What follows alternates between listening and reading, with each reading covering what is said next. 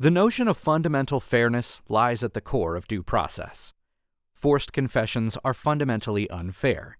Because of this, the Supreme Court has indicated that when police coerce a defendant's confession, that confession must be suppressed from evidence, even if it's true.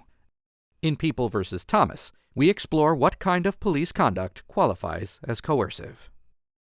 Adrian Thomas and his wife, Wilhelmina Hicks, woke to find their 4-month-old baby, Matthew, unresponsive. Wilhelmina rushed Matthew to the hospital, while Adrian stayed home to care for the couple's 6 other children. At the hospital, tests revealed that Matthew was suffering from sepsis. The baby's treating physician concluded that he'd suffered blunt force trauma caused by abuse. While Wilhelmina stayed at Matthew's bedside, police took a distraught Adrian in for questioning. Police interrogated Adrian for 2 hours, falsely assuring him that they knew Matthew's injuries were accidental, and if that Adrian told them what happened, he'd be sent home and wouldn't be arrested. After Adrian denied hurting Matthew, police lied and told him that Wilhelmina blamed him for Matthew's injuries. They threatened to bring Wilhelmina in for questioning if Adrian didn't confess.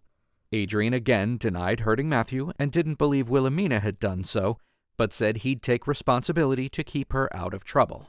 At this point, Adrian expressed suicidal thoughts and was hospitalized for 15 hours. When he was released, he was taken back to the police station for an additional 7.5 hours of interrogation. By this time, Matthew had died, but police didn't tell Adrian.